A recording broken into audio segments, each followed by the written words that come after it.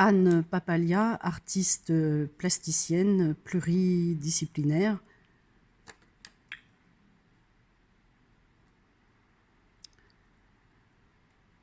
Lorsque Pascal m'a proposé de participer à l'exposition Colette, j'ai trouvé que c'était extrêmement motivant et intéressant au regard de sa vie et de ses écrits et du personnage que Colette a été tout au long de sa carrière d'écrivain. J'ai connu Pascal à l'école des Beaux-Arts de Versailles lorsque moi-même j'y étais étudiante.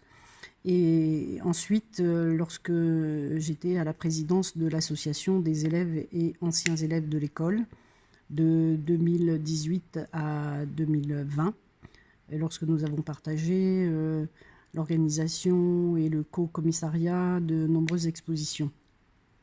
Les œuvres que j'expose actuellement à l'atelier 18 sont une série de peintures acryliques sur papier d'un format de 65 sur 68 cm, en couleur donc, s'intitule Désastre à la plage. Cette série de peintures de prime abord des paysages marins sous un ciel idyllique en fait aborde la problématique de l'érosion de la façade maritime par les éléments naturels et aussi par l'activité humaine qui provoque ces changements. À côté de mon atelier, en Corse, se trouve une plage où je vais régulièrement depuis toujours. Je l'ai vue évoluer et le trait de côte change d'année en année. La plage de mon enfance a disparu sous l'attaque des flots. Et les maisons jadis éloignées de la mer se retrouvent les pieds dans l'eau. Alors ça m'a fait beaucoup réfléchir à l'époque où Colette, écrivain, aimait tant séjourner en vacances à la mer tout au long de sa vie, à Belle-Île-en-Mer, au Grottois, à Rosevenne et enfin à Saint-Tropez. Et cela m'a interpellée. Je pense qu'aujourd'hui, les conditions environnementales impactent énormément l'état du monde et bien sûr de la nature, ainsi que l'état de la mer en général.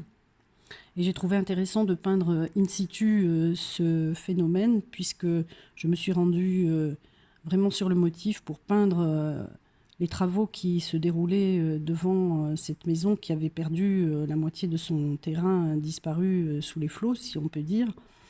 Et je trouvais que c'était non seulement intéressant, mais assez violent de voir des travaux d'envergure se dérouler avec des machines qui paraissaient tellement petites par rapport à la puissance des flots que j'ai trouvé vraiment motivant de fixer ça sur un tableau.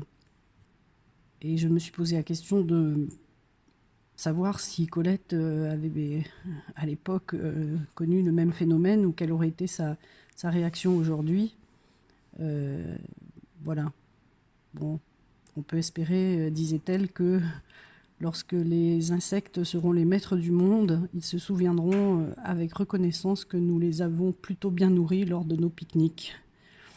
Voilà, on peut aussi espérer que l'état de la nature soit mieux protégé à l'avenir. C'est en tout cas ce que je voulais montrer dans ce tableau, c'est vraiment la transformation de la nature en fait sous le phénomène d'érosion provoqué par à la fois les phénomènes naturels mais aussi l'activité humaine.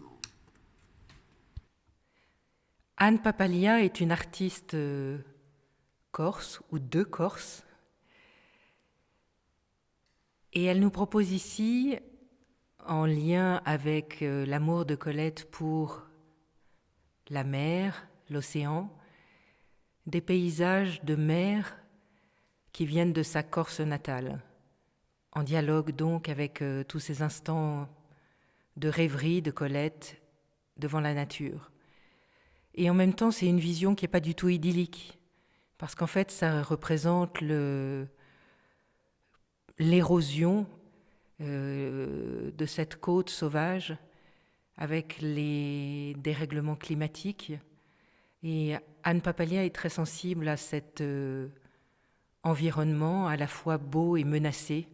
Et je crois que Colette, de son temps déjà, se demandait si ces paysages qu'elle observait, qu'elle regardait et qu'elle aimait seraient encore là aujourd'hui. Et je crois que cette réflexion est encore plus d'actualité.